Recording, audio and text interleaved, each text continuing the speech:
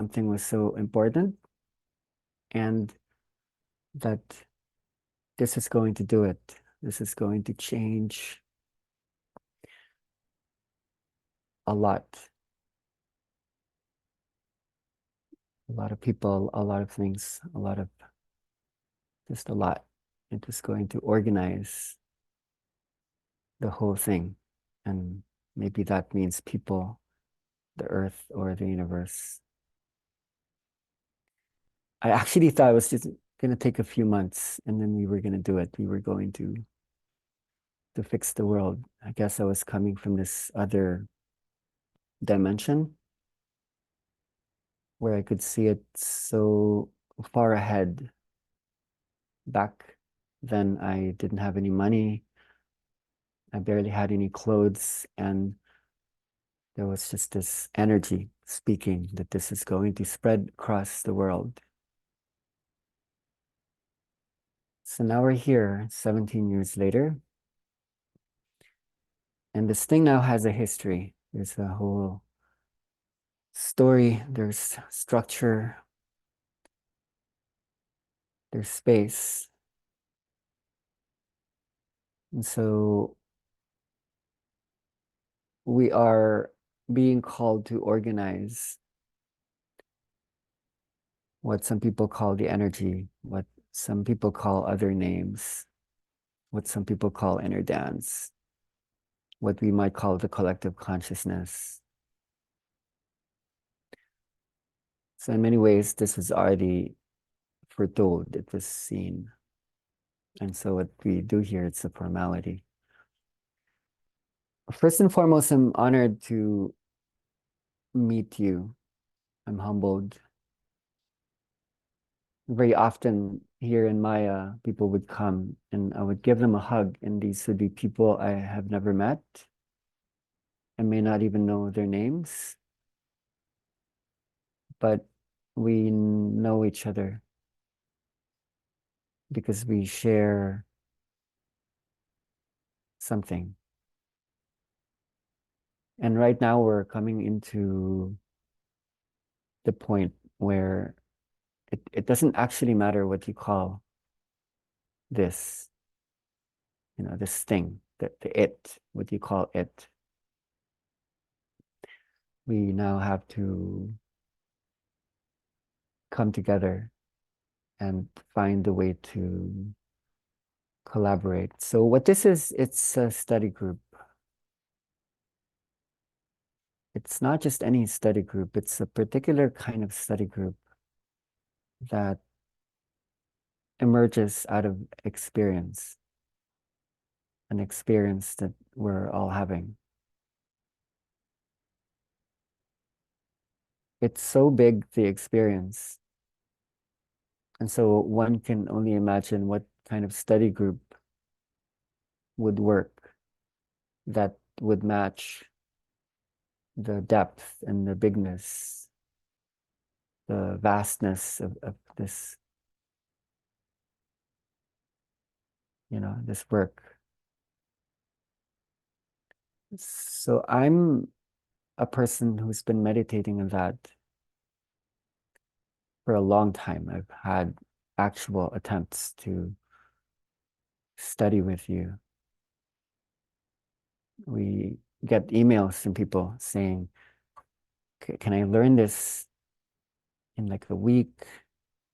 Can I learn this in 2 days?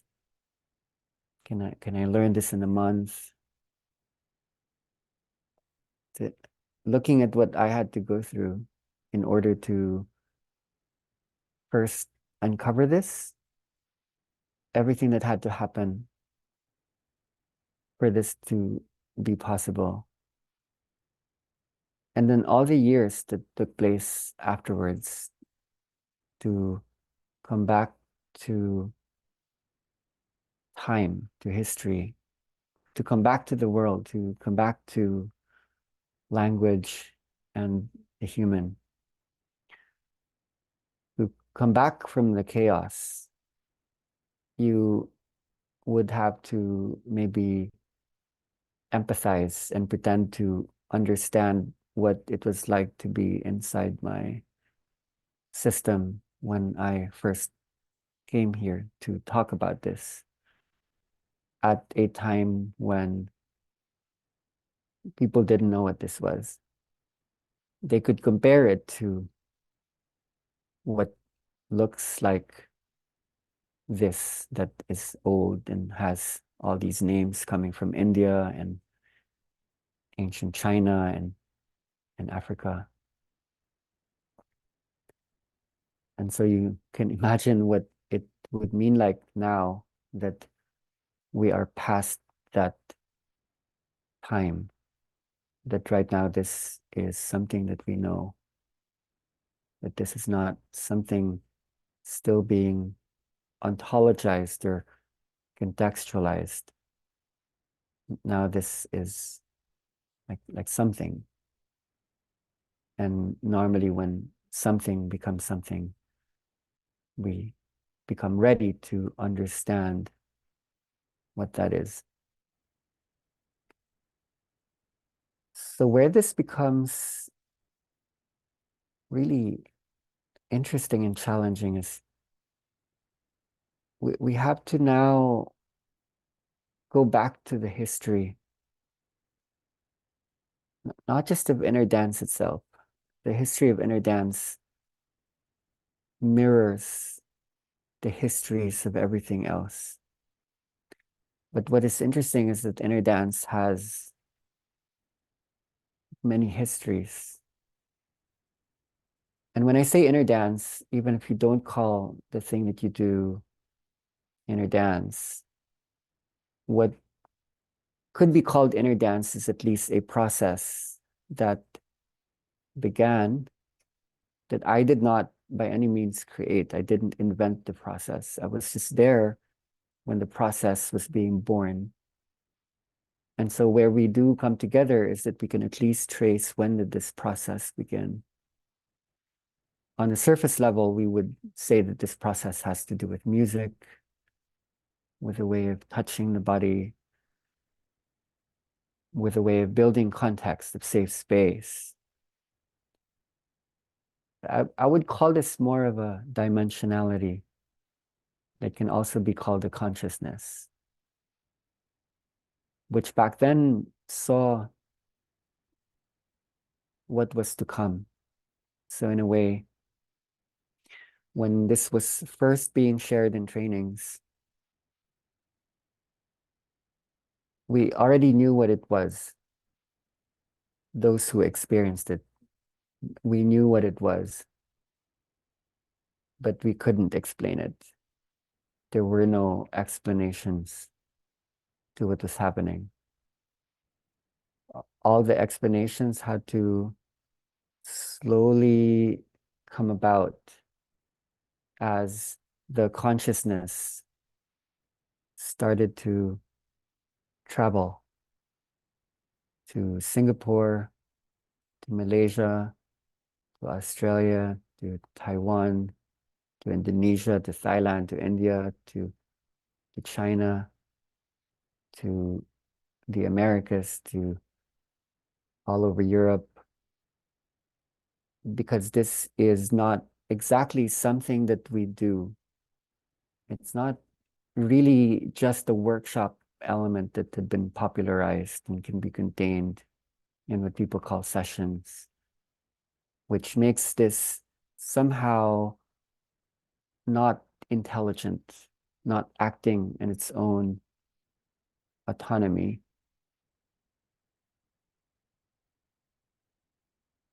You would have to maybe consider as you take in the possibilities that's being presented to us now. Like, what does it mean to study this now? I get a lot this question, like, where is this coming from, Pai? And it's not just about the energy. When there are bits of science and philosophy and um, structure being shared, people wonder, how did you come up with that? Where is that coming from?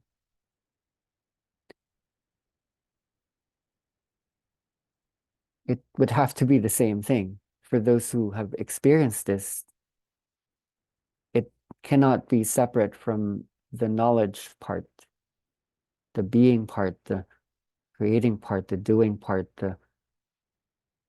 you know, the feeling part. They all have to be the same. They have to be code congruent with each other. So I try my best, and I am humbled and grateful that there are people here who belong to the history of this process that we have witnessed to when this was starting, and then when this kept growing and growing and growing from a global space. So I did something really interesting yesterday, and I thought I'd share it with you on the screen. I thought this might be a good, like, concrete way to start out. So what I'm going to share with you is a website. This website has been here for a couple of years, but it had been reworked only in the last maybe 2 weeks. This is maybe the skeleton of the website. I can openly share with you what's behind the stage. This is mostly what a lot of you probably have seen. The invitation. This is the opening. And this used to be a lot bigger, so we've thinned it out. So I worked in the website in the last week, and it has now a sort of structure. It's a sort of form. And what it does is it organizes the rooms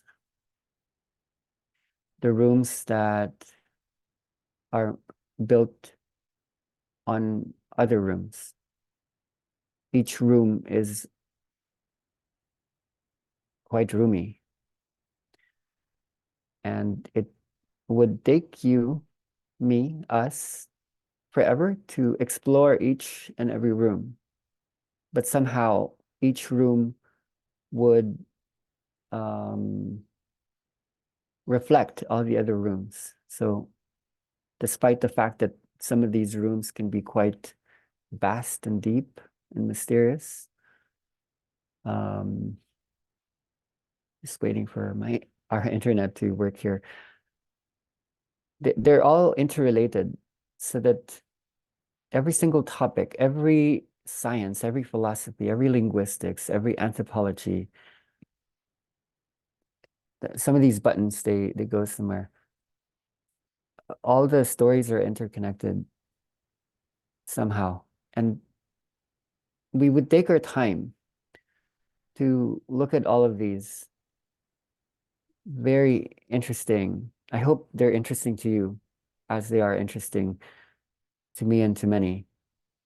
Um, this is the starting point, and I'm only able to put these here because these were worked out a long time ago. They may look simple, but these are simplifications of what the energy has looked at. So just to give something more concrete, I worked in something interesting.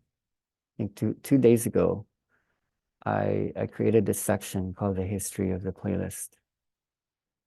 And we're quite clear that the playlist isn't just something belonging to inner dance.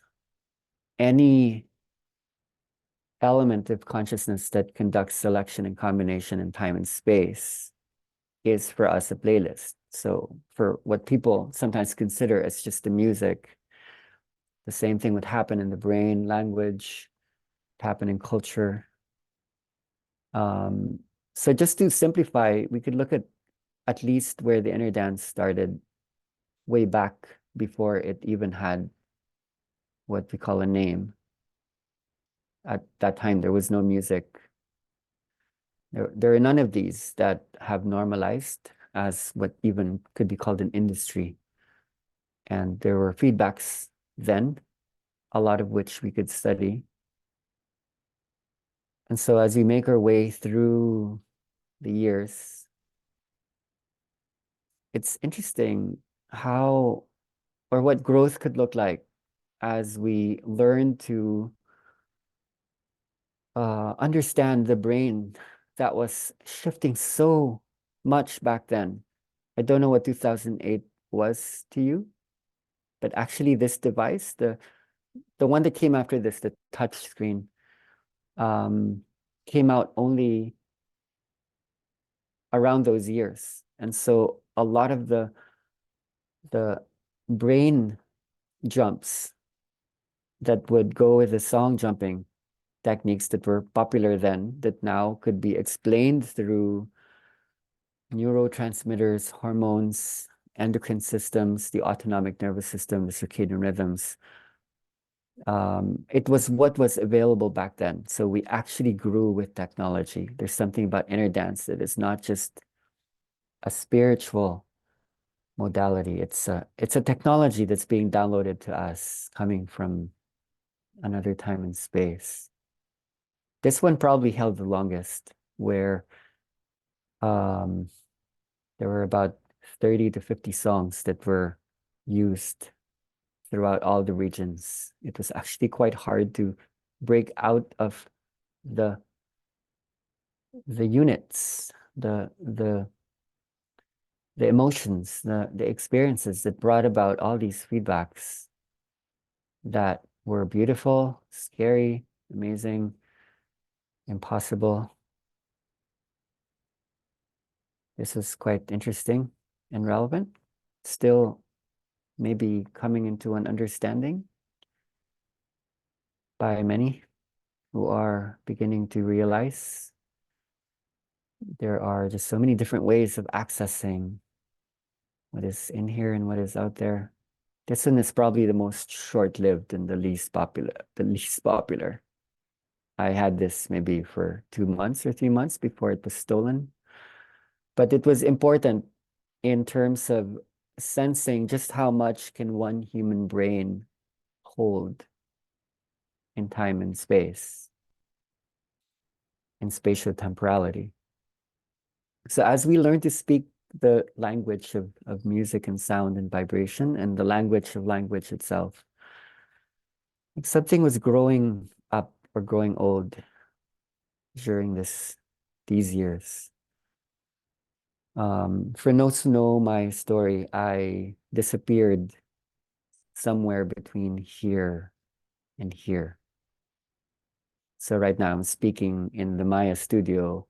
Right next door, there's Flor de Liza Pasigan, who is partly based in Bali. And I was with her, not in Bali, in Dubai. I was with her in Bali, somewhere between here and here. It was 2017 when I said, I am finished, I'm done. And I think that meant something, that I was done doing something. So when I reappeared and I was done with a particular dimension that might have been relevant for some time, um, there was something quite interesting and new that was bringing up that which was beyond the personal or even the human, that was coming into remembrance. And so there were other experiences that may have happened before, but were not as regular and not as usual. In the beginning, it wasn't easy for people to walk into the deep story, deep time. But it got to a point where there was nothing else but that which was outside of the limitations of the personal. And so it just kept going, it kept going. I actually list here 13 playlisting historicities. This one could very well be the most relevant in many holders of the energy, particularly because of the feedbacks that we have gotten and continue to receive. And then I think this might be the most used if we look at what is outside of the inner dance space, anyhow, considering the story of what had emerged during this in-between time when I went away, and new iterations, new names, new styles that made do with the process that was ongoing back then, taking that process and reinventing that, taking other words and creating new stories, then this is now um, interesting for a lot of people. It would still need to be understood and looked at as brain states. These aren't musical elements, these are brain states. These are states of consciousness. These are spatial temporal dimensionalities. And when we regard the experiences, if we are interested in studying what is happening in the human that is changing really fast, and these would be interesting. This is what the pandemic brought us, what it means to channel the energy when we are at home and we cannot see the others whom we are so connected to. The feedbacks to this we're still processing as of now. The studio, working within the studio, not just in the live space. What does it mean to meet people outside of the moment? This one, I still, I, I'm hardly able to understand this. The first time I think I ever did this, I took one of these, and then I think it was Gra's voice, where I took Gra, who experienced one of these, and then I downloaded the voice, and then I put it back into here without maybe telling her that she was about to experience an inner dance within her own inner dance. Like, so what was it like for people to dive into the experience of the experience, like dreaming within the dream that's inside the dream?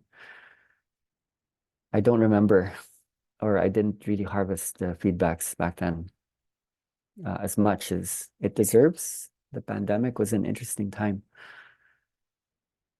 So this is where I'm at right now, literally, figuratively, and this is the room I'm streaming from. My interest is how much can one brain hold, considering most brains are operating at 10%, 12%, if they're lucky. I'm interested in the 15% or the 16, maybe the 20%. So one of the most interesting feedbacks we have received from people laying down to it is it's like a brain surgery. It feels like some kind of operation is happening. Um, it takes a lot to be running multiple tasks at the same time. So I don't want to perceive these just as machines. For me, they're brains, their hearts, their lungs, their endocrine systems. So everything we study or I study, it's reflected here. So every time I take in another reflection of what is going on inside. Um, it's all about electricity and magnetism after all. Then I think we would speak to the new brain as we speak to the new music. And if energy itself is given a chance to organize itself, to DJ itself, what would be its tools? We're not anymore so interested in borrowing other people's music, because a lot of those music were built for humans then, humans now. But when we do take in humans that's not exactly definable as human, yet it's still going to be us, then we can meditate on this, and it's going to be fun. So this one would be the work with doctors, could be work with parents as well, work with students in schools. So this has a history I don't even remember. 2022. So it's a year and a half. No, it's not a year and a half. It's 2023. It's just a year. Lisa is here in this call, so she would know. She helped to found this out of London. Um, this was really just the interesting notion that if we have discovered that what we have been doing is to mimic something biological, something innate, something existing in the human system to do with, um, wait, this is yellow? With time. This one. After realizing that what had been mimicked in the inner dance playlist was, in fact, this one, and that people are able to access the REM state while awake, then I don't know why it took us so long to experiment with what would happen if we actually just use that here during those stages. And for me, I think I'm actually, or some of us are actually learning so much more about us. I'm not just talking about the physical us, but the beyond us. And really thankful for some people within the community that are conducting research studies, trying to develop questions and maybe presenting this to clinical psychologists and doctors and science-based people. What is happening here? What excites me about this is we normally regard sleep as an unconscious activity. I remember I was in Turkey with Floor's partner, Andre, and we were talking about learning a new language. You're like, okay, what if we actually learned a new language while sleeping? So I listen to lectures while I'm sleeping. To me, why would we be sleeping when we're sleeping, when in fact maybe there's a bigger wakefulness when we're sleeping? So why would we think of wasting 1/3 of the day? So there are scores of experiences of people who are inner dancing while asleep. There's a lot of possibility there. And some people have been doing that every day. I think that brings together a lot of histories together.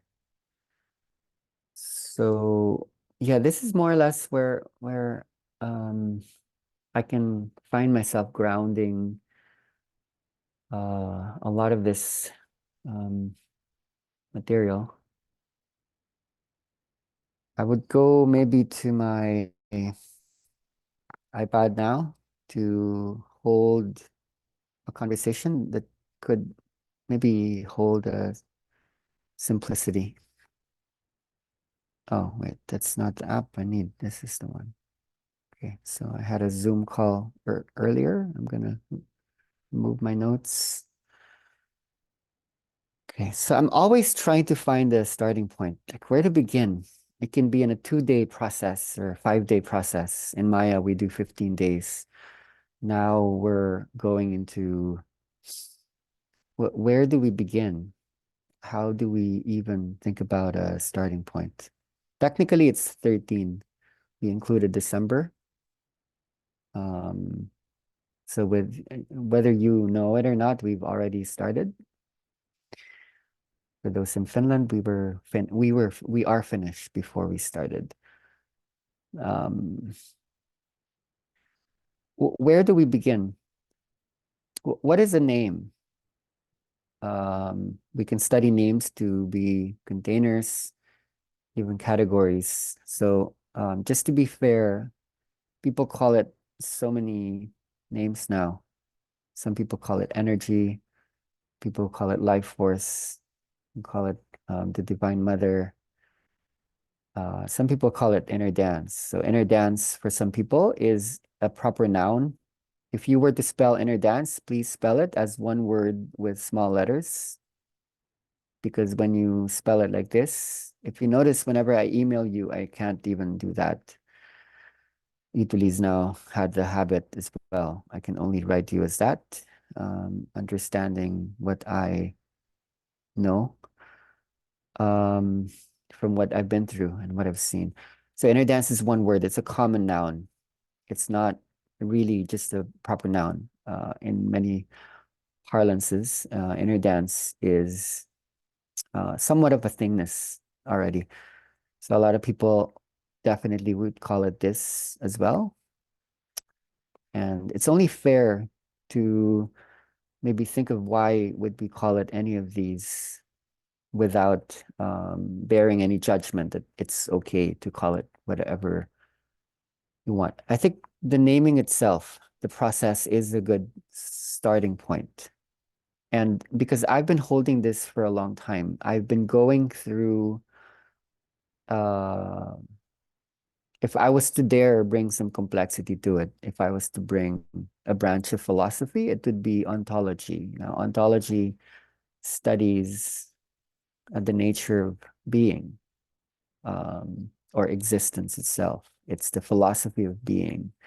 So anything that you know to be in existence, something that is, whatever it is. And I hear people saying that a lot. It's happening, it's all coming. And then I would ask them, like, what is it? And then they would just look at me, well, the it, everything.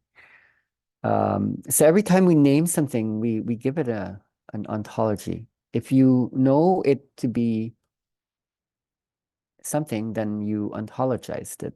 So my role, my story has been to ontologize this thing. In the beginning, it was ontologized as that. For many people, laying down to this, they would go, okay, I've never experienced that before. I could compare that to ayahuasca and so on and so forth. But no, that this seems to be something I don't know. So especially for those without a spiritual background, um, the experience itself had to be ontologized, and the work of bringing this to the world, which is incredibly weird. Okay, like back then, 2007, people were actually quite conservative. What was okay back then were maybe that and maybe a little bit of this and a little bit of that. Those are good, but the do not give people instructions to just ask people to lay there with the sense that anything can happen and that the eventuality was anything was going to happen. Nothing was being fed to people. There were no instructions yet.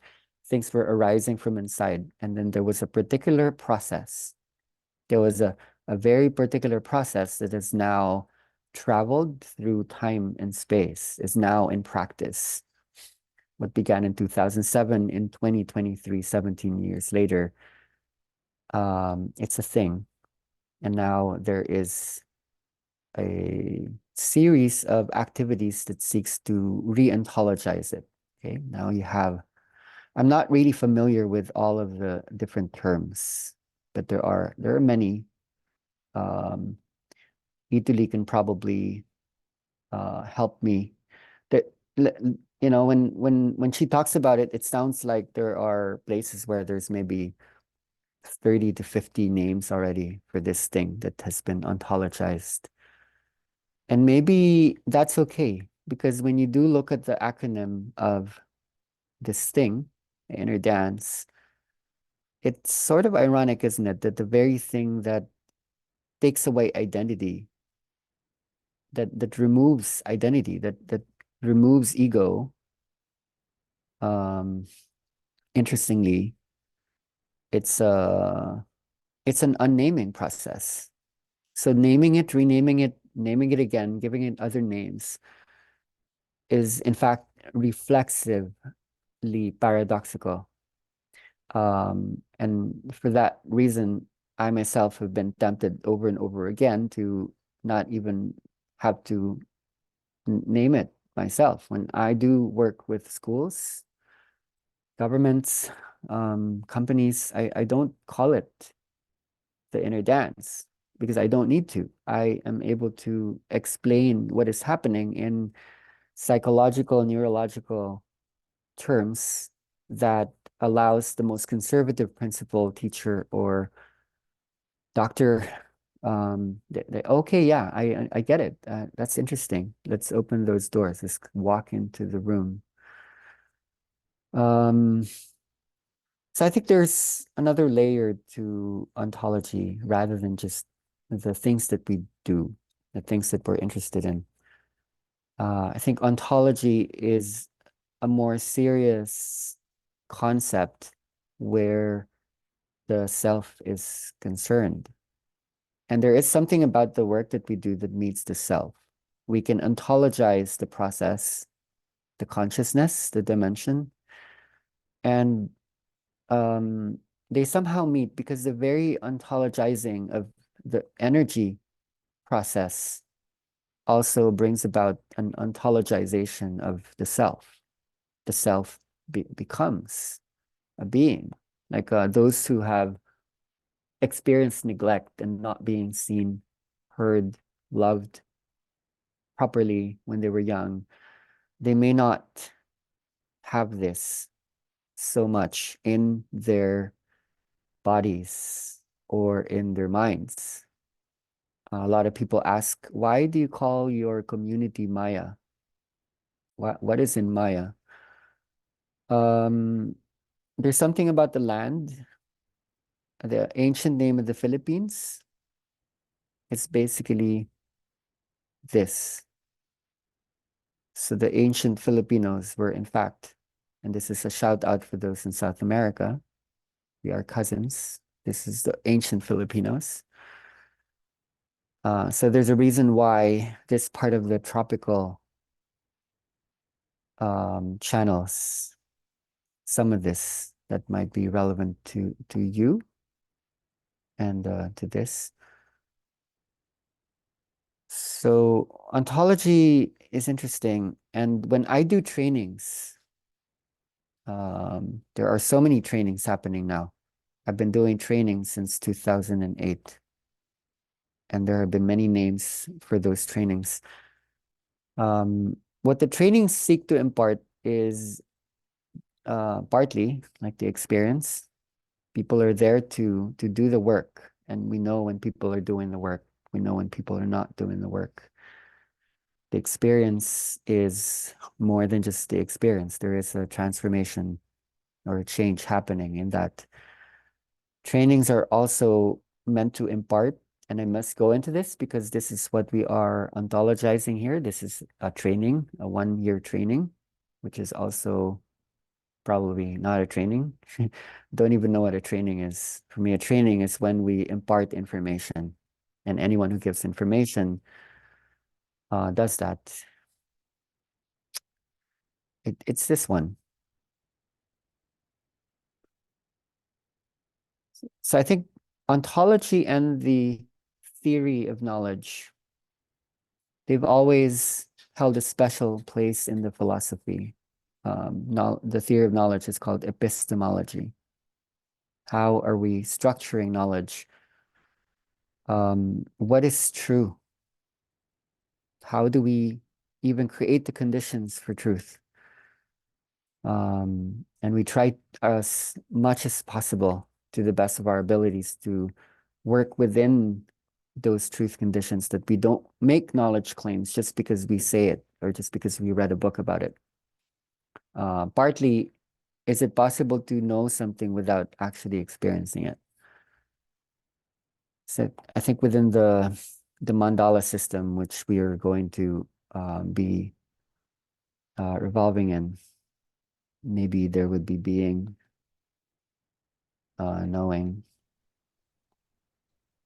This is interesting. We're putting creating here, up here, what is normally down there. I forgot what was yellow. What did I put there? Yes. Ah, okay. I have my notes here. Okay, so it's actually green. That's why I got lost. It's not the yellow, it's the green. And then this. And you can come up with your own interpretations of the colors. For me, these are philosophies. I'm not going to talk about all of them. I just want to formulate how a lot of this is being structured so that for those who are thinking about, is this a space you would like to be in through 2024? Um, a lot of this is very deeply thought out over the years. Yellow, orange, and red. Okay, so having shared what is the philosophy of the violet, which is ontology and then epistemology, actually, I'm not done with that point. The point I'd like to make with this is um, one may have to understand the existence of the self, that the self is a being, that I am me and I am safe to be me before this becomes interesting. So that right now there is a lot of work that is needing to happen. When people don't know who they are, it's then very hard to access without knowing what you are or that you even are. You know, are you here? Are you present? So people go in depth, they go deep. Firstly, to access this, and something awakens an intelligence, a brilliance, a genius when this comes alive. Like I am, and then I know, I see, and then maybe the others would become possible. But one thing here that I particularly would want to focus on is the orange. The philosophy to hold the orange is called phenomenology. Phenomenology is the philosophy of subjectivity. The subject is the person, the the the the the person with a story, the person who has thoughts and emotions, the person who has a daily um, process that in science and philosophy is not always honored. It's very easy to debunk emotions as being the opposite of what is rational. So in inner dance, we honor the experience. And for that reason, inner dance is a phenomenology in many ways. We validate all of your experiences. Every single thing that you have been through, however deep and however shallow, it begins there. And so were we to understand inner dance, knowing some of these colors and what they do, um, you you might then understand why we would put maybe axiology and uh, we would frame the yellow in this way so that when some of these topics do come up, you would get a sense of, okay, where is this coming from? That is interlinked with the energy itself that has experienced ontologically existence before knowing arises. Um, no, not this one. What I want to look at is this one in particular. I can isolate at least the blue, um, and I feel you would pick something up with this. So the philosophy in the blue is this one. It's called structuralism. Structuralism has many meanings. And if I were to draw out the meaning within inner dance, it would be this. Let's go to the blue. Why is creation all of a sudden in the blue? Um, Creating gives us a connotation of that which goes up, and the orange, something goes down.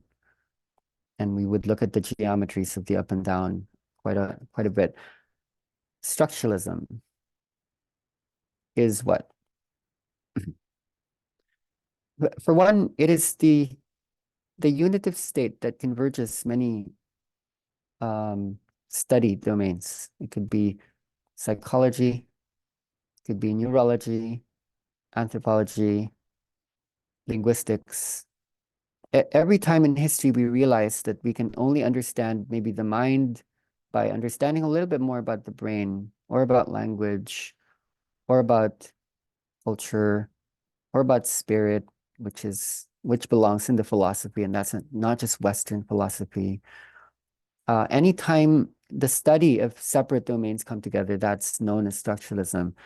But right now, there is a different possible meaning for structuralism that belongs to inner dance hugely. And it's this. Normally, when we regard, okay, this iPad normally does this magical, mysterious things. Normally, when you regard information from an old sense, let's say a Newtonian physics sense, information as it maybe is sent out from the source, could be the speaker, the author, the sender, travels through a medium channel and is received by who else but the receiver. This old model doesn't really account for the fact that there is a change. There is an actual change. We might have had an intuition about it before, but there is an actual change. Or is there an actual change when this is sent out from here to here? Structuralism now begins to ponder on the fact that when this receives anything, it could be a single word, it could be something tactile, it could be any contextual stimulus will transform the receiver. There is a transformation happening. And that means you cannot learn anything without staying the same person when you leave the room, including now. And a lot of that transformation is happening. And we would need to take a strong stand on this. The transformation is happening where and how. So inner dance has actual theories about this. There are possible proposals to the realms of science and philosophy to understand when you take anything in, anyone, any space, any context. A lot of you might know the Vasika Pisces.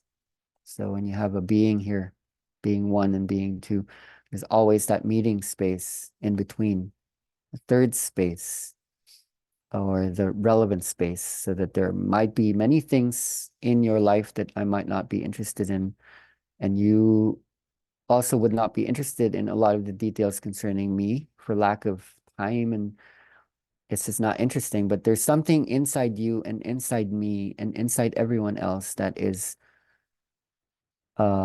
this thing. The Vasika Pisces is shaped like a leaf, or the eye, or the Mayan hieroglyph for zero, where the change is happening. This is where the transformation is happening. So it is in the blue where we would perceive that the structuralist activity, according to Roland Barthes, is when you hear something, you're decomposing it even as you're listening. And upon articulating it, let's say you're holding space and you're training, you're moving your body in a specific way, you're using words or music, you are going to recompose what had been decomposed. So this is a radical shift in the blue to bring up the blue upwards. I think I'm talking about this because I'm interested in you, whoever you are, just like I'm interested in everything. I'm interested in you as someone who's not just learning here. You are, oh, I dropped out. Hmm, interesting. Oh no, I did. No, I did drop out. Yeah, I did drop out. No, it was the screen that dropped out. That's okay anyway, because I was going to move to another color. Um, let's stay here. Let's go to orange. When you see all these aren't things that we constructed on our own. These are co-constructed by many since so long ago, and there have been so many experiences out there that actually mean something. So what these do is they organize the space. They organize topics in structureless ways. It's not just words. If they ended up there, it's because there was a process. Um, like just to give an example of this, I think in 2018, we were coming up with these really interesting journeys, and something was being born back then. Um, something was happening back then that needed to transfer what existed in space and then in oral tradition, like in the spoken word, shifting into the written language, a remembrance of what was there, and it needs to remember itself through mediumship, through dimensionalities. That's actually quite the opposite of what people call the inner dance. And I knew some of you then. I met some of you at this time when a lot of this was happening. There were collaborations taking place, playlists were shifting. In a way, inner dance belongs to history.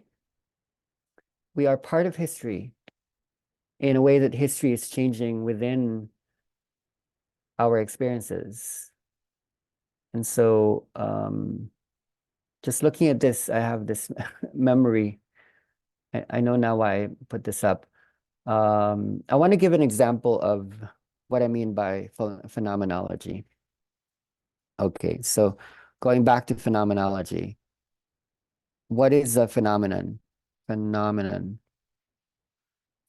Um, what you might call an experience, a sense experience of the world.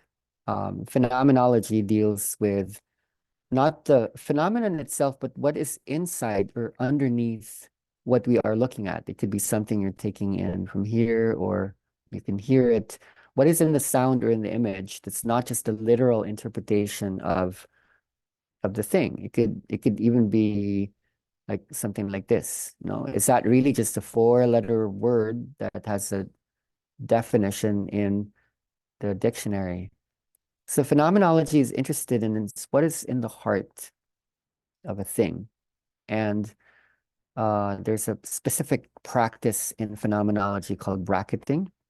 So bracketing is a practice whereby we suspend prior knowing, what we might call judgments, opinions, biases. So let's say I pretend I know nothing about you, even as I am observing um, what comes through you, and that there could be a chance that I might truly see what the dream, the detail, the factoid actually means. Um, so that is why inner dance is a phenomenology, because inner dance brackets, it suspends judgments. And when you do study all of the different details, why would we get people to go there? Why would we ask them to lay down proprioceptively? Why would we ask them to close their eyes? What does that do to the heartbeat? What does that do to the basal ganglia? and the hypothalamus. What does that do to dopamine systems? Put all of that together, you would end up with a science of bracketing, a medicine of how we can suspend judgments through the finding of the conditions where um, the old ways, the old perspectives, the old stories can shift into the new stories because we are revealing the heart, the middle, the thing that's in the middle of the onion once you keep peeling away the layers. So as an example, I was at the website and I remember this thing. I knew that I wanted to talk about this at this point, but like there's like an egg, and when you see an egg, it's like, oh, okay, it's like it it's like an egg, and you can either eat the egg, or if you don't eat it, there can be a chicken. There could be a chicken there. Don't know why I talked about the egg in the never ending story, but recently there was this interesting phenomenon in Maya where Italy was asking um, Christina a question. It was breakfast time, and Italy was asking Christina, do you like eggs? And it got to a point where something was happening that's actually common to inner dance. And I'm wondering if Christina was here, I'd ask her to just share that experience of what happened when you heard Italy say those words. Yeah, we were in the kitchen and it will say, "Oh, Christina, do you want an egg?" And I was like, "Egg? What is an egg? Oh, and now what I have to answer?" But I can show the image of the egg, but I couldn't relate an egg for an egg to it.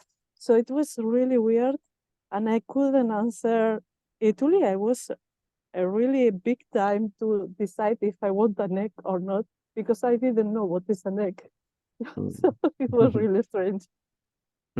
Thank you so much. So going to the website, if you simply think of an egg as an egg, it doesn't really mean much. So what I would do is I would look at all of the people who experience such a phenomenon, and there is an actual name for that. Oh, it keeps closing. I need you. Uh, don't go away. Maybe I open it through there. Orange. Hmm. So it's a common experience for we will give you the password, don't worry. Um, it's a common experience for people in inner dance since the beginning of this practice to more or less lose language. And there are different types of losing a language. And I think this is urgent to be looked at.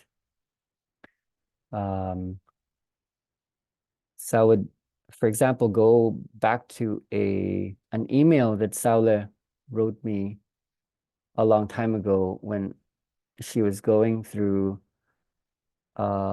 this thing about words, where she would hear words and it was this very similar space where don't know what you mean. And I was with her when this was beginning to happen, right when she was leaving Palawan.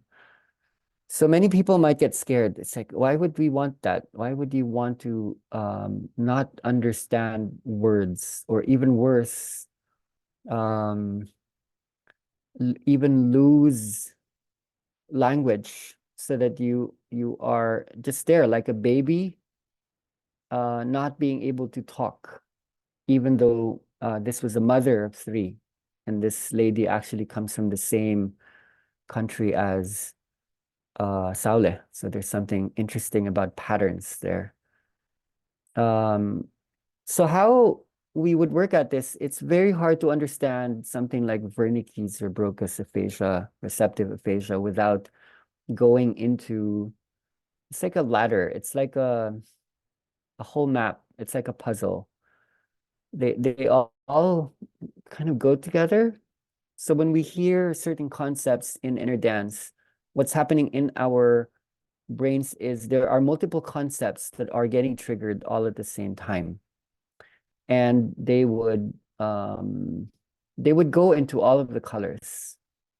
To study one color is to study all the colors. I'm just sharing with you why 1 year Pi, why 1 year Italy, or um why 1 year Christina or Ahilan or Fanny.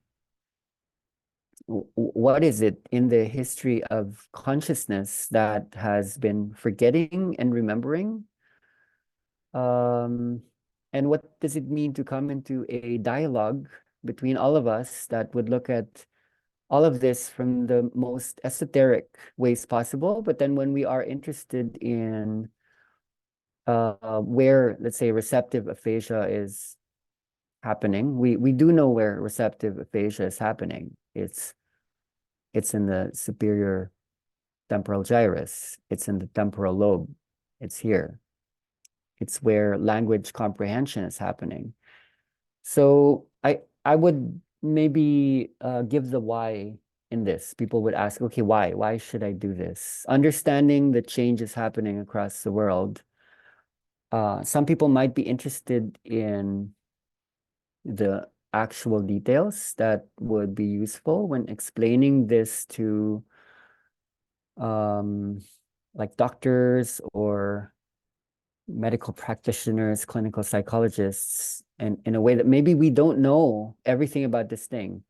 All we know is that because we've been experiencing it, we do know certain things about this thing. And we definitely can contribute. There are many scientists who are talking about these things, but they're not experiencing it. In the hands, the brain of someone who knows energy, when you receive the information, even if your mind doesn't really pick up much of things, is there a part of you that actually does understand? Is there complexity there? Is it the same complexity that gets up in the morning, gets out of bed, is coordinating the billions of neurons and the trillions of cells? Is it that same intelligence that actually does know? So there's a part that doesn't know, that doesn't seem to know. But what would happen were you to be also that part of you that knows? So I think this is where some of the topics already mentioned generally can make sense. Let's go back to the screen.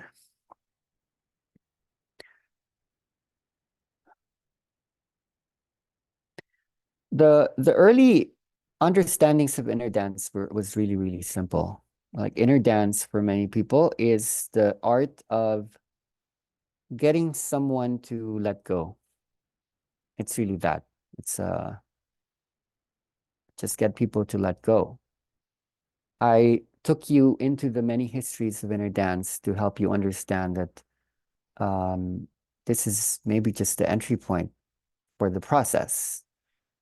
So based on design, getting people to lay down and get exposed to let's say this, or gets touched here, poked here, held there, okay, or just eyes closed, the visual cortex starting to construct images from inside based on the whatever topic considerations music does. Inner dance isn't always just a laying down experience now. And that is why the study, understanding aphasia, understanding the quadrants, the two parts of the brain, the upper, the lower, the left, and the right. A lot of inner dance happens here in the lower right, the emotional right brain, the limbic system, and the reptilian brain system, and the right brain. Um, we found out that the practice of letting go has the benefit of bringing people into the baby state. And the what for there is when you become a baby, that's when the old can become new. And for those who are tired of the old, those who are tired of the old, there is this wish to rediscover something, something fresh, something new. Because maybe when even this was born, they didn't even have access to newness because they were born into the midst of just so much happening.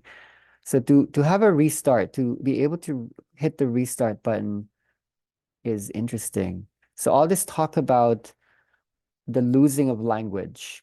I don't want to spell anything except for EGG. Like, what does it take for an adult person, a 52-year-old woman, to not even know what this three-letter word is? It's amazing. It's beautiful. It's really, really powerful to know that we have the capacity to bring this about. So then what would we do with it? This on its own is not so holistic because we don't want to be walking around like this. We deserve to be the wise old man or the wise old woman in the mountain. So understanding that this actually becomes possible through language reformation, which would either result in the loss of language, initially the loss of language production or language comprehension. It's either you don't know what egg means or you can't say egg. This is something that happens in the process, especially when people go into what is called that. And we are understanding what parts of the brain light up in light language, what spatial-temporal conditions are happening in the mind when light language happens. Um, this alone is quite easy. This does not require a training. If this is what people are interested in, how do you bring people into the baby? You don't need a training. Like I've been sharing this. It doesn't cost money. I've given this to children. People are charging tremendous amounts of money to bring about baby states. But in fact, this is quite easy. Anyone can do it. My children can do it to others. It's just that it's right now the interesting, popular thing, and now it costs money to learn how to do this. I think the next step is what entails a lot of work and requires resources, requires commitment. If we know that we can shut off the the linear process, understanding that most people have contralateralized brains, which means that for most people, maybe language would exist in the left brain and music, something like music might be in the right. That is what a contralateralized brain looks like. I think what we are gunning for is an ipsilateral brain, meaning both sides can handle both. That this can cross over and that can cross over. Yeah, that's happening in ambidextrous people. If you can use both your left and right hands equally in symmetry, then you're ipsilateralized. If you're not, then inner dance can help because that allows for holistic human beings. Understanding that we can do this, the work that we do now is about growth. We want to understand what would be after the death, the romanticized um, death of the ego that people go over um, in loops. It's very easy to loop when something does not replace the death of the ego, the death of the identity. What would replace it is the birthing of the collective. Why am I here? Okay, after all these stages of going deep from maybe uh, the baby state where we enter into a solipsistic, I am the only being that exists. There's an egocentrism in the toddler that is repeated in the inner dance and many awakening processes where people go quite deep. We basically repeat a lot of the stages of development that happened and did not happen. There are manifestations of what's happening in the body that's in fact borrowed from the baby stages. And I would suggest we go back to this area of psychoanalysis or this area of developmental psychology, the psychology that's interested in the journey from here to here. Knowing now what you know now, going back to what you didn't know then, why do you not remember that? And what does it mean to actually be both? To hold a playlist that can um, journey through the whole stream. So stages is important, and this is why we vocabularize. This is why there are certain words, because when you do go into the realms of energy and everything becomes about energy, so much energy here and energy there, and we start to utilize the same words over and over again, even though those words pack a lot. Every time I hear people say, you can't put it into words, but that's actually what words did. So in the vocal cords, the minds of energy beings, when you discover language again, something will happen to memory functions, motor programs, emotions, attention that will um, assist in sometimes what is the opposite of energy process, which is to empty the mind. Something we don't always hear when we think about energy is genius and brilliance and intelligences. Like how are we strengthening synapses together? How does the myelination of neural networks take place? What is an energy process that allows for a structuralism and a knowledge construction? So this for me is a project that I have been working on since 2017. This is why I brought up the story um, with Floor. I had started my inner dance movement. I just say my inner dance movement. I don't want to say like the inner dance movement. I'm just one of the space holders in the world. I started my inner dance process or movement in 2007.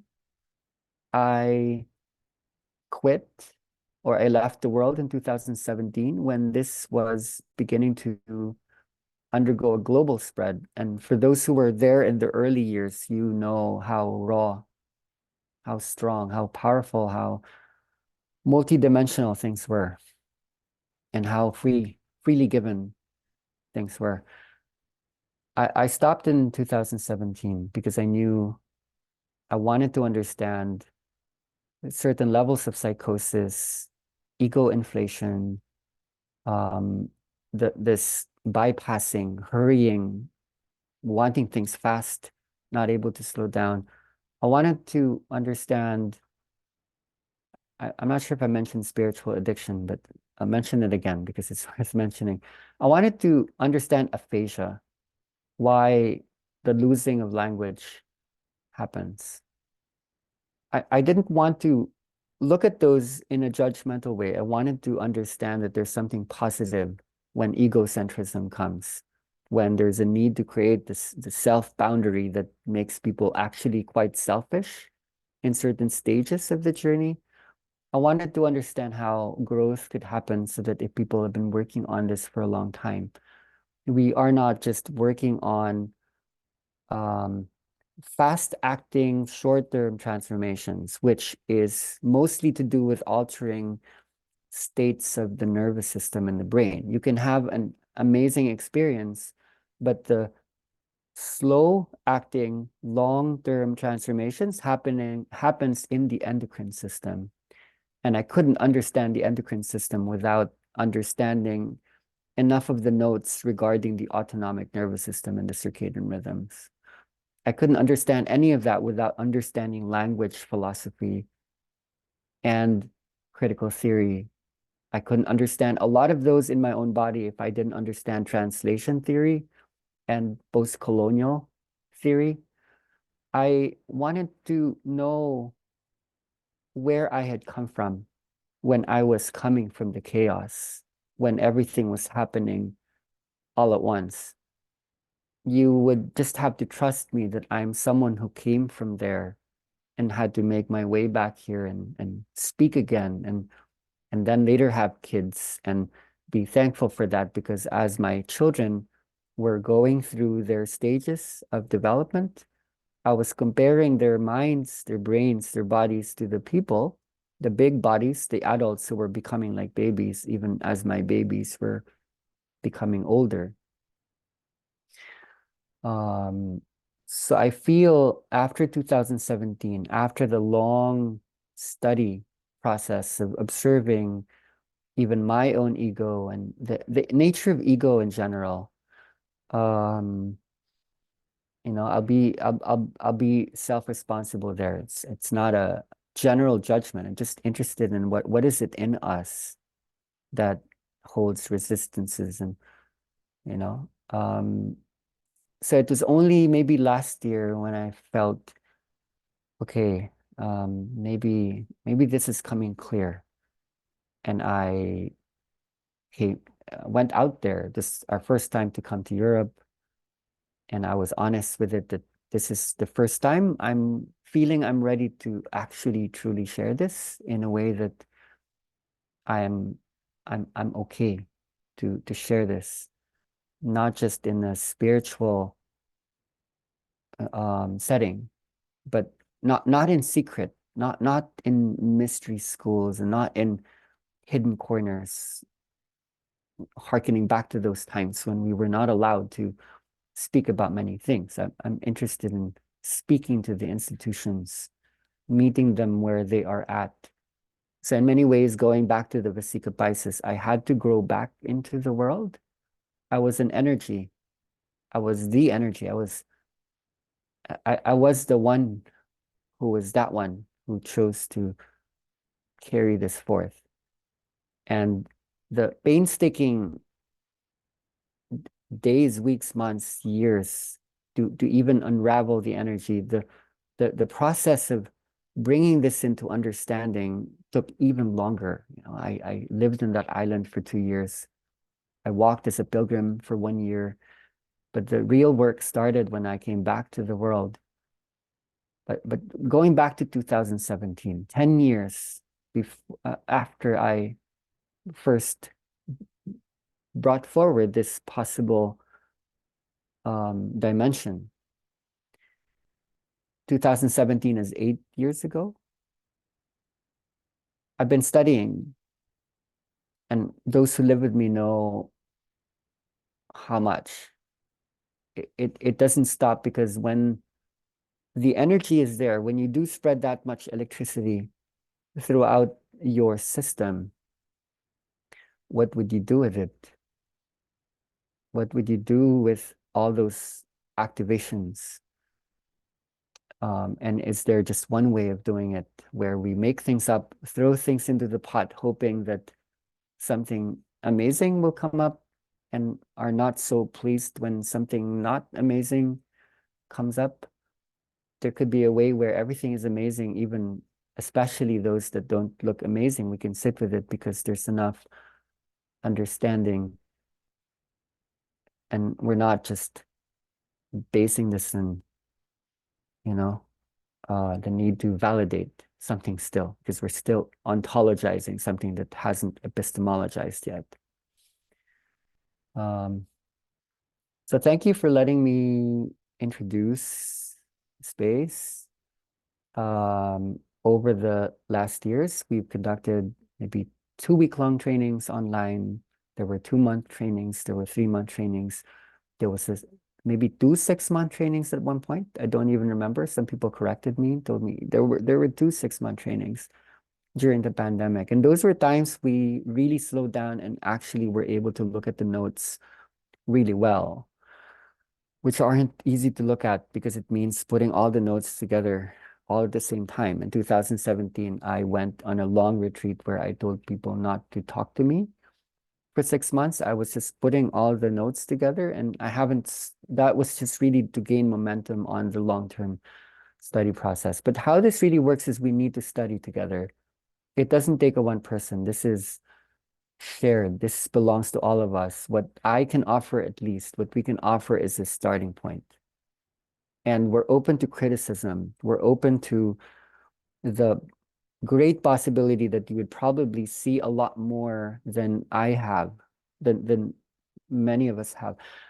But we will have to start out in the way we have proposed in the global classroom because it takes a while to organize a lot of these things in the body. And that's why structuralism is important. It's not enough just to learn about this by reading a book and looking for the manual.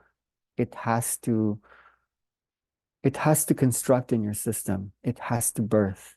It has to make itself real in the body sense. We're not here to create a mind-body problem, dualism, or Cartesian dualism. We're here to understand that we chose both and we unify these two at this point in time. So we are working with certain people because they are part of the history and they have been studying, and even if they have not been studying as much, they have been in this and they will bring forth a lot of feedbacks. But that there are some people who grew through the information itself once it had been given out, especially after 2021, when it felt like the process was becoming trustworthy as a whole, because we were able to extend this outside of just the 3-day, 5-day thing that we used to conduct many years ago. Observing the many bodies who are not just doing inner dance, they are, for me, when I listen to them, they are the energy itself. They are it. So I trust them to help organize communities. I can't stretch myself out too thin anymore. I'm really just a researcher here. I'm by no means a guru. I'm here just to help navigate the notebook. I can be a personal GPS system. You can write to me sometimes. Okay, Pi, I need to know how do you link those things? Once you are able to construct good questions, cross-conceptual, multimodal, like where does this connect? And then we can have a dialogue. And as a group, I can point to actually that person knows a lot more about that because they're modeling that. They're not just studying it, they actually went through that. And when they came from somewhere super deep, and then when they went back to the surface, they were able to retain something from there back to here. And so I would trust some of these friends who can help to organize. Our goal is within a year, we would equalize. We are here to level the field. So there are no teachers here. We are all a study group. We're a study group. And we are the lesson plan. We are the classmates. We are the, we're the student, and we are the energy. So the energy is the classroom, the energy is the student, the energy is the teacher. And somehow there's something about the different bodies, the different notes that would come from Africa, from Asia, from all parts of Europe. And that's always been me. I've always been that guy. I'm the one with the email who would receive, okay, this is happening. Like, okay, that's in Egypt, or this is in Cape Town. Okay, that's interesting. That's Kuala Lumpur. The changes are happening there. People are telling me, okay, this is what's happening in the bodies.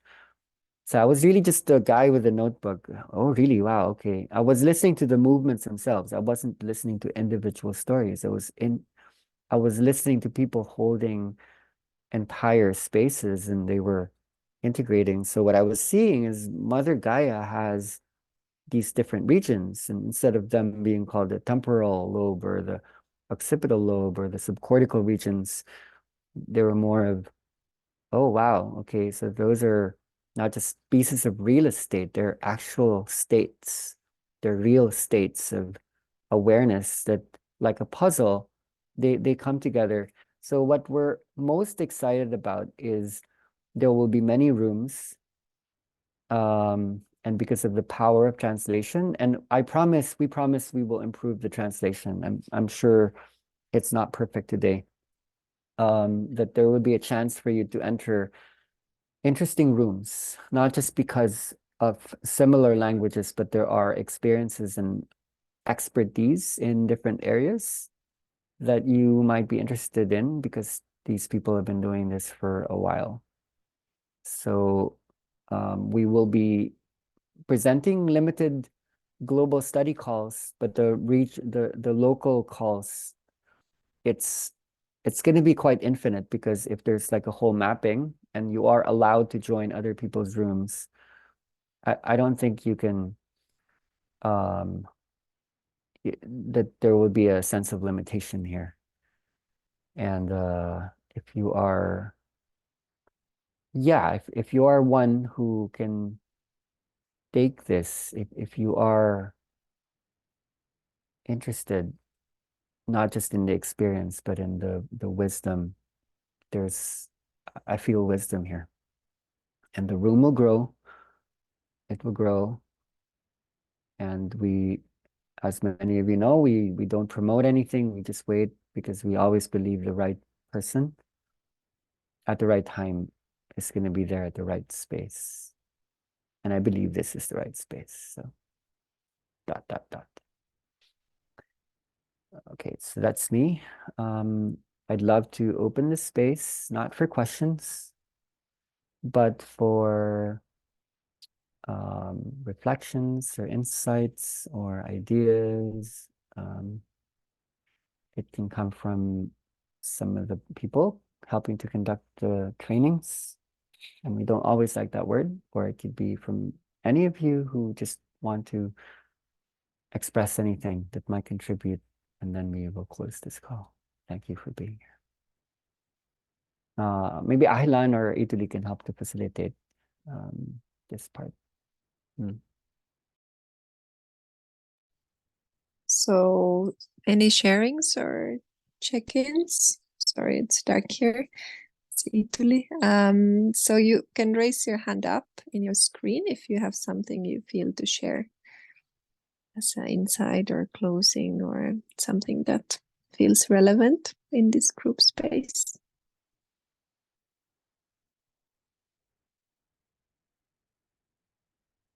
It's amazing, huge global network of people here. One last thing that I didn't express clearly, the website that I showed you is ours. A lot of your experiences will be ending up there, either in video, in words, or in pictures. So you are helping to actually construct a map through the findings that will carry from your holding others that will be streaming from the space that you're going to be coming from. So I thought that would be interesting for you to regard. I can add one practicality. So, I'm sorry, I do this Christmas light thing because it's so dark here. It's 4 a.m. So the ones who haven't signed up or you're just in this call as interested or you feel like there's something in it and you wanted to hear more or you just wanted to come to this call right now, the way to connect is you can send us email in the innerintensive@gmail.com, or then we also have a WhatsApp number in the website.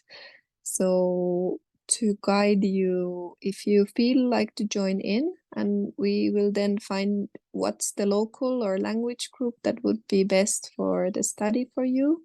So if people are from countries that there is not yet a local group happening, we have also we can help you to scout for the right group. And if you have any questions, if you are already in a local group, just ask and contact the trainer, the collaborator in your local group for any questions that might arise from this call. Or if some of you already are in a WhatsApp groups, you can also ask there and share. But also if you are not, then just send us email or WhatsApp. I'll write in the chat box our contact. Yeah, you can share in the text in the chat box also now if you feel there's something you wanna say, or then if anyone wants to share their voice or thoughts. Ted, please.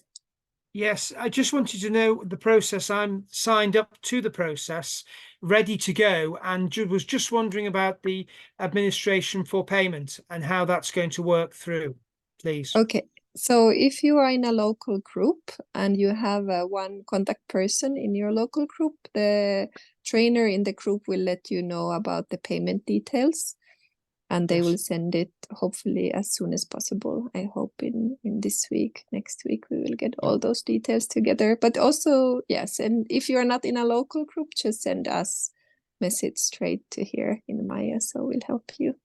Okay, that's great. Thank you very much. Thank you. Thank you. Maria Lincoln. How are you? Thank you for everything.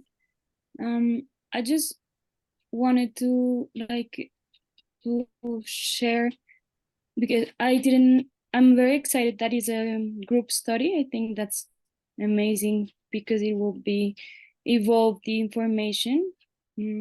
But also I was wondering how much will be theory and how much will be like practical tools. Because for me, I trained myself 2 years ago with ERA in Spain. And since then, has been very difficult to integrate this energy on myself. Like I've been experiencing lots of anxiety, sometimes depression, and now I'm in a better place and I can see everything, and with peace information about I don't know, that ego, and I can see myself that I was in a process of letting go of a lot of things that is hard to on the self. But when I was trained, I was not aware of this. So it make it more difficult for me. And I'm very interested on holding space and offering these kind of spaces in Colombia. But I want to do it one more in a safe space and not that intense, because I don't believe in growth and expansion in a quick way, more in an organic, more in a more in like nature. And I felt that I was in a very, when I trained myself, the intention was to grow in a very intensive way, which was very hard in my nervous system. And I didn't have tools to integrate the energy. And I'm very interested in learning how to integrate the energy and make it a more friendly process on myself and others. So it's not like it's a question, but also like a suggestion, like how much of practical tools will be exploring, learning, studying together on how can we make this expansion and learning more friendly, and to integrate the energy to make it change on yourself and not to stuck and on fears, or because I go to the egg story, and if I don't know what is an egg, I maybe will be on fear, like what is happening to myself. I don't want to lose my identity. Okay. And Yeah, I hear you. Thank you so much, Maria. I would honestly tell you that the intensities in inner dance have very well lessened every time we hold space in Maya or in our community. We're not seeing, like we're not getting feedbacks from people about imbalances and ungroundedness. The one word that we keep getting when we hold retreats here and trainings here in Maya in Palawan is like this is pure grounding. You actually just took the balloon and you brought it down. So I don't want to separate theory and practice. There was a point in the etymology of both words where they actually meant one thing. There's no separation between theory and practice. And I think this is worth going into because I want to just share that this is really key. So I'm happy that you bring this up. Let me power this up again. There's a lot of people who are just interested in the practice element. Like, tell me what to do because I can see it's doing something. It's very behaviorist or Pavlovian in a certain way. Now, in the real world, in terms of where institutions and systems are concerned, there cannot be effective practice without effective theory. That which we do needs to be bound by what are we doing, and there cannot be effective theory without effective philosophy. Why are you doing screen sharing? Oh yes, actually, Oh, I thought I was. Activate it. I thought I was.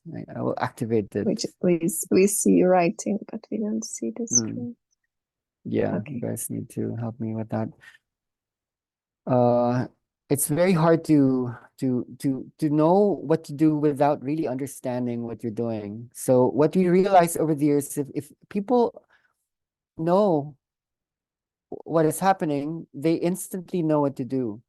And part of this needs to hold a certain element of trust where you know what to do. Your body knows what to do. Maybe you are not yet in the conditions where knowing and doing and being are intrinsically hip together.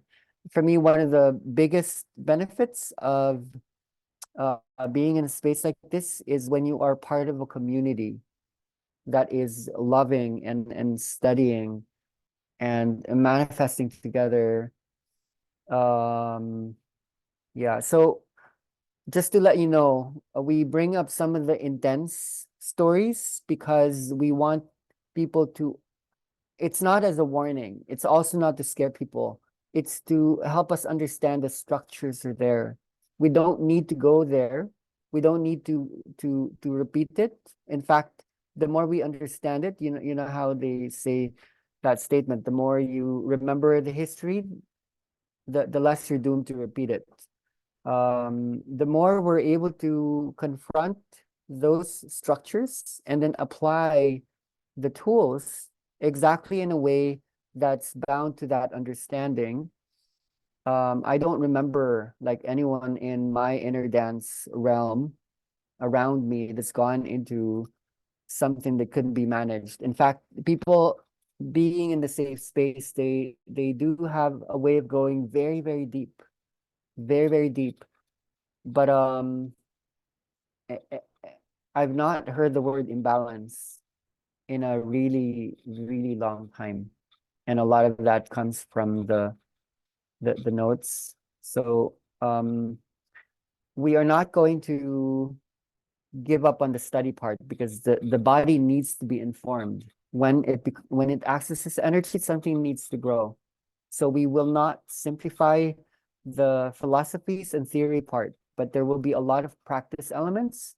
There will be a lot of talk on how you can construct the musical element, how to use language to set contexts for the journey that is thematic in nature. And in terms of mapping the body, why would we hold certain places? It's not that we're letting go of intuition. It's just that we do know too much about the system to just be making things up. So there is a lot of freedom.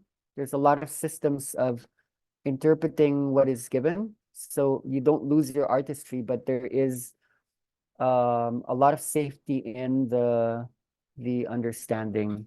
So this may not be for everyone, but listening to you, I feel you would be ready for it because of what you've been through. We supported ERA in the beginning, hoping that there would be like more interactions because of where the founders of it were more or less like aspiring for to create something integrative, but they somehow just did their own thing. So I am sorry to hear what you have been through. I have a lot of love for the ERA community, just like all the communities really. So I am glad that you are someone in that community that is learning to to integrate and to ground. Thank you for your sharing. It's supremely valuable. It's an important question. Thank you so much.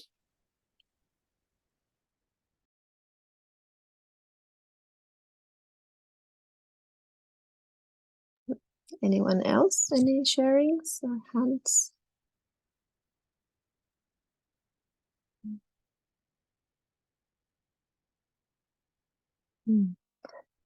Maybe I can add if someone else still wants to speak, but for the integration, Tom, good, go. I can need to fill the gap. So I was also going to speak to the integration part as well, because over the years, that's been quite a big focus for me as well.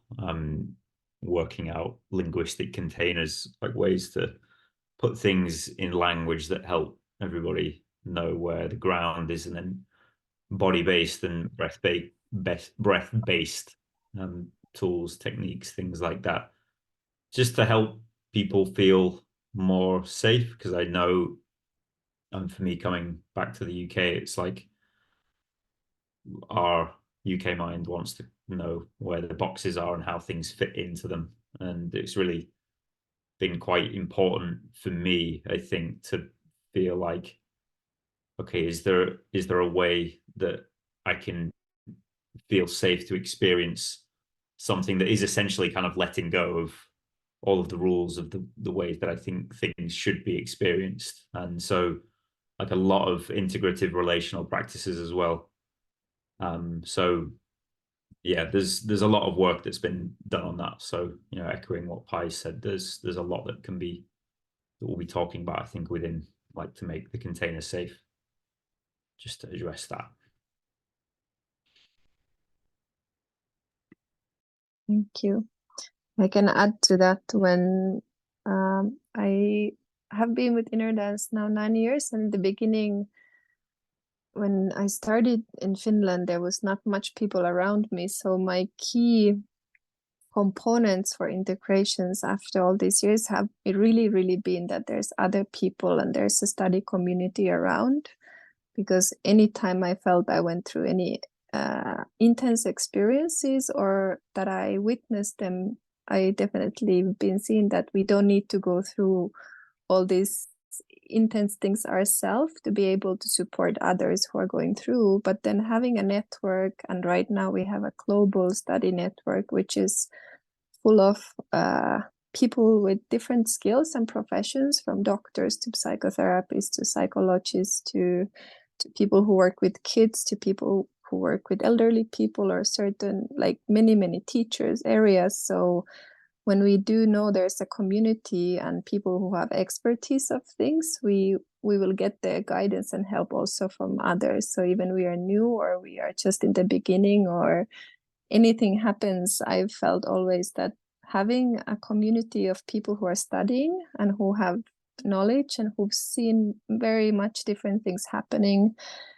around this work has been extremely helpful. And then I know I have support, and I also don't need to be the expert of all the areas because I cannot be. So the idea of all of us studying together and having long-term practitioners and space holders in this community, and having all of you who have your expertise to come in, for me, it's a big gift for integration, because then there is also support structures. So part of the local groups also are designed that way, that we have smaller groups also based on our region and language, and there's a lot of understanding, and there can be even like face-to-face meetings and help and support we can get during the year from a local region. And then we have this big global network and all of us here. So for integration, I think bringing the practice theory,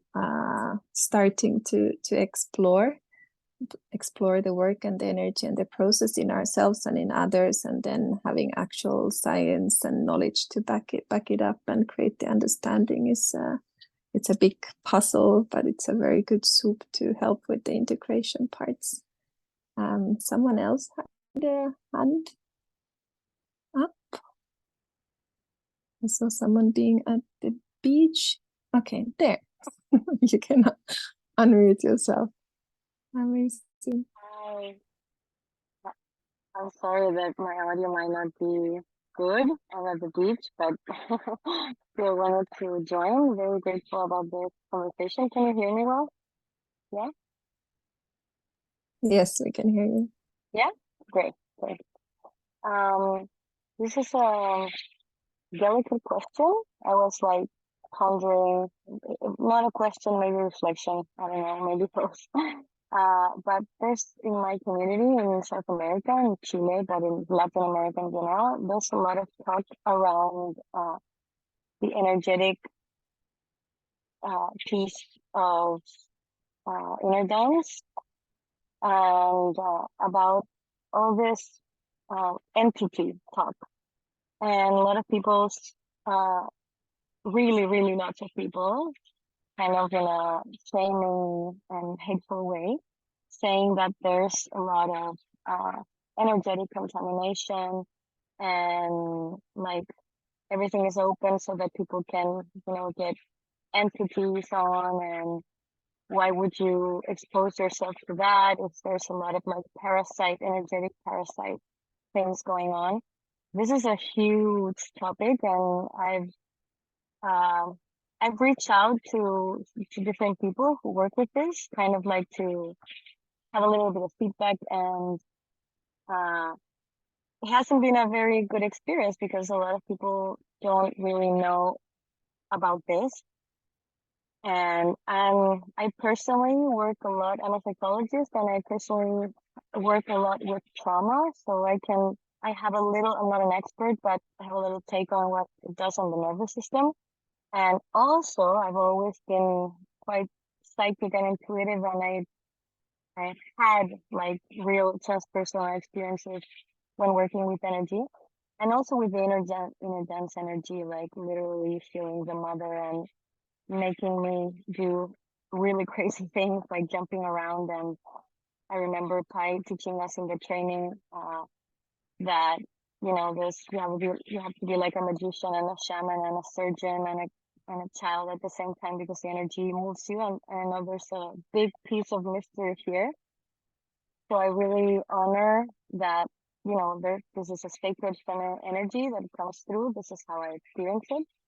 But I'm also quite preoccupied about this talk about, people fearing this practice because of this, out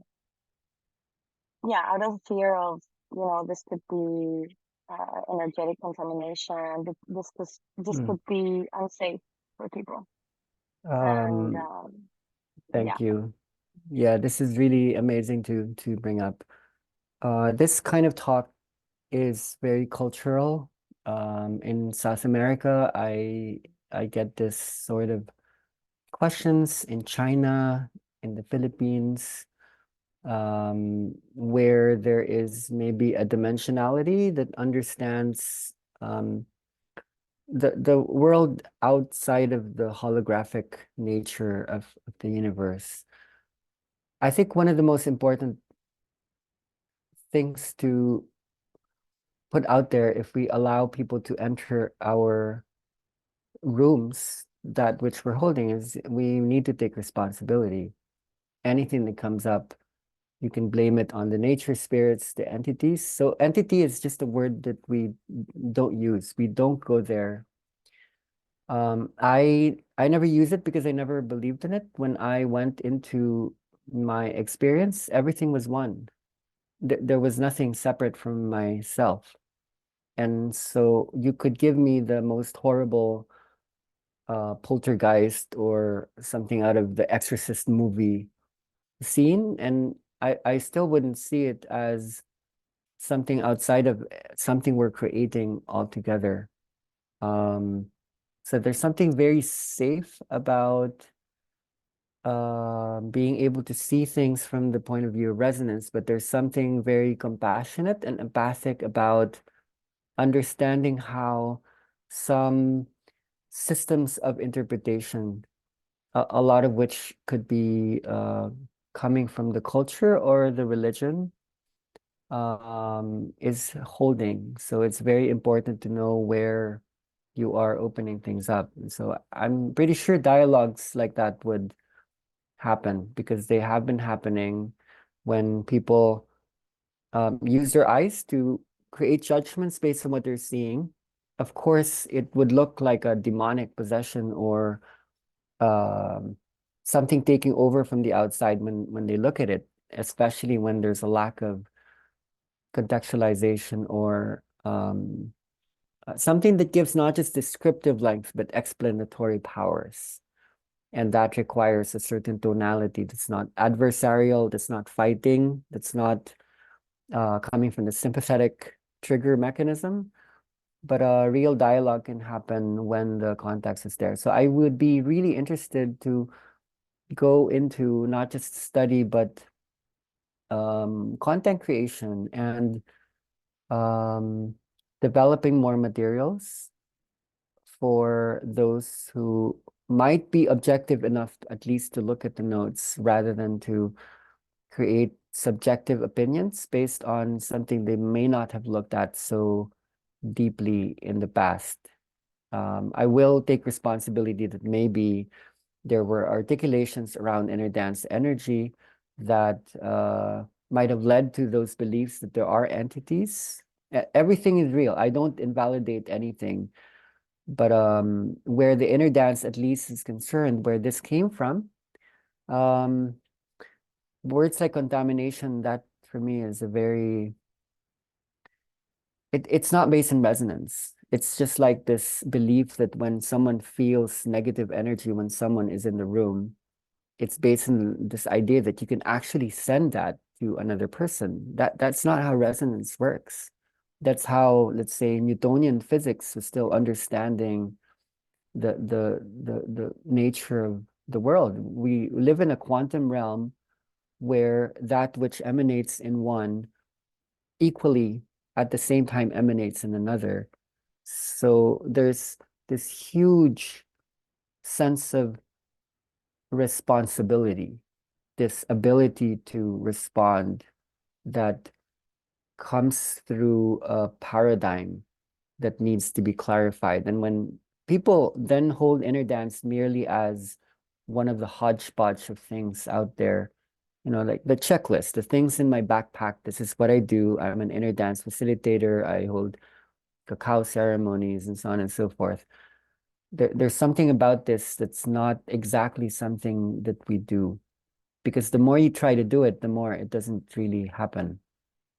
And when people make these comments, they're oversimplifying something, I think, and it would be a lot more healthy to have an objective dialogue. And I can feel that that's the kind of dialogue that you're wishing to have. You're just trying to build momentum to be able to speak about this, especially in a place in the world that has these beliefs to be quite real. They're not really just things to bypass. People are in it, and we want to respect that. It's not something to invalidate, but then somehow someone like you gets planted there that's coming from something that can maybe widen the scope a little bit. So yeah, entities, interesting topic.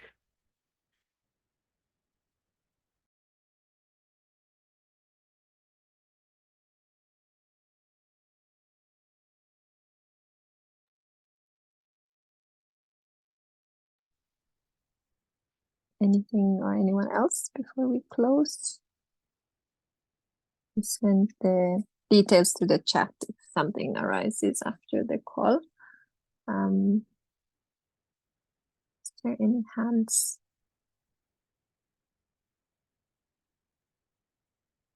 Or if someone has something, you can just unmute before if Ayman wants to close. No, I just want to share something from my experience. Can you hear me well? Yes.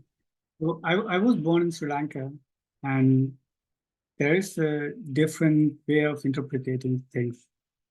And so when we experience something like a sudden energy rising, that would be seen more like a spiritual experience. And when I came to Germany and I saw people going through something like this, it would be more likely seen as this person go crazy. So there's something about the system of interpretation which put the things in a box.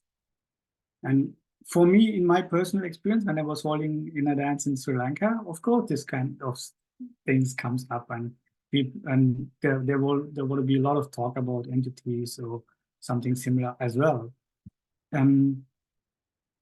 It's really a delicate topic to approach this. And for me, what helped was is to see on top of the theory, to understand the meta level, seeing that all those systems of interpretation, all those patterns, which help me to see and to talk to it, whatever the person is talking to. Because behind this, there's something about responsibility, there's something about fear, there's something about even pushing away responsibility, or not wanting to hold space for oneself. And when we can see this, then we can talk to this energy instead of talking to this person or trying to justify or trying to judge that. There's possibility to talk to it.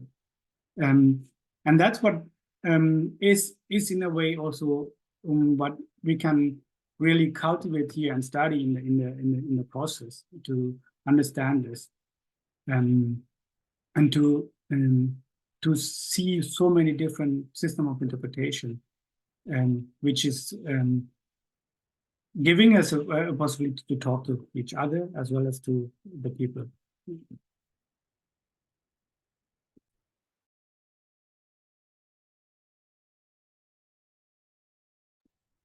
Okay, with this I can also close. But actually it's you, Italy, and you are the one who can close it better than me. I can help to close that way because I think I'm not sure if we clarified the structure for the ones who are new ones, but in the study year, so there will be 2 global calls that PI is doing, and then the local calls can be a little bit different based on the study group. So they might be once a month or twice a month or in a different form. Some people, if it's a local group that can see each other, there might be something in person, but it's more structured, the locality through the locals also. So in the global structure, we have 2 study calls every month that we will all gather. Can be as big a Zoom as this one or even bigger or smaller, but it's all of us together, and it will be based on PI holding theories, sciences, mappings, frameworks. Then we have a lot of playlist materials. We will share the website with all the information, PDFs, videos. There's a lot of things everyone can self-study also. So you can kind of design your own timing with the study flow, how much time you want to put into it, what would be the themes and things that are very interesting to you, so you can go deeper and forward. You will definitely have a lot of materials and links to go deeper in any of the topics that will come out. But the year will have a big umbrella to be able to go into the study journey, and then the locality and the local groups and the language groups and the local facilitators are there to support, to share, to check in whatever comes up in your personal journeys, or when you start to hold space for other people, if that's something some people want to do. So there's also amazing opportunity, first time that we have this big network of locality. There is Karin still with the hands up. Yeah, we have time. I am calling in from Belgium. I'm half Peruvian, half Belgium. And I would like especially to thank Oscar Cortés to invite me. And also from my whole presence and being, thank you, Pi, and all the community around, but especially you for taking action, and for being so neutral. And thank you for humanity. So I'm gonna send you an email, and I can't wait to be in a group. Thank you. Thank you. Welcome to join the LAN network. Okay. Yeah, as closing, if anyone has any closing thoughts or things that wasn't very urgent ones, any practical details, just if you need any information, just send us. And if you have any personal sharings more, we can share in the groups that we have already. So there's WhatsApp groups that has formulated, but they are not final in local sense and global sense. And then we'll start the big group explosion in beginning of January. So we'll have holiday times before. Maria, do you have a hand? Yeah, hello to everyone. I'm so excited that I will start again this trip. I saw how inner dance grew it during all these years, and actually understand that for the first time when we meet inner dance, we have become babies, and we start to understand, start to learn, start to grow. So I observed that this happened with me, and the same with all people who coming in the classes. They start for these 0 points. They start to looking for the knowledge, for the experience, and start to discover to the same way how the inner dance grow when start before 70 years ago. And everyone class and everyone learning and everyone course is different. So I'm very excited to be in this journey again, to share knowledge, to learn, and to be in a service to this energy, because I know that when you start to commit with this energy the same doing with us. So I'm ready to start and to share with all people here this space. Thank you, Pai and Italy. Thank you so much. The same, Christina, and all people that we know for other courses. Thank you.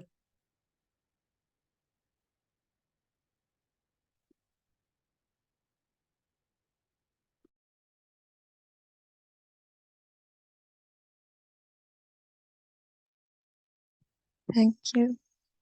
Did some of the co-facilitators had some closing sentences, or I just close? Or we just close together? Yeah, big thank you, everyone. It was a huge gathering all over the world. It's very beautiful to see a lot of new faces, but a lot of people who's been in this journey for a long time in the study circles too, and that we are here long term together. Yeah, we have this tradition in our online calls that it's amazing to hear everyone's voices from all around the world. It can be very chaotic or lively with 89 people still on the call. But you can unmute and say in your language or say bye-bye. Ciao, hello. Gracias. Anything. Gracias. Gracias. Ciao, ciao. Gracias. Buenas noches. Boa noite. Salamat. Ja, gracias. Do widzenia. Thank you. Merci beaucoup. Bye. Chao, chao. Buenas noches, gracias.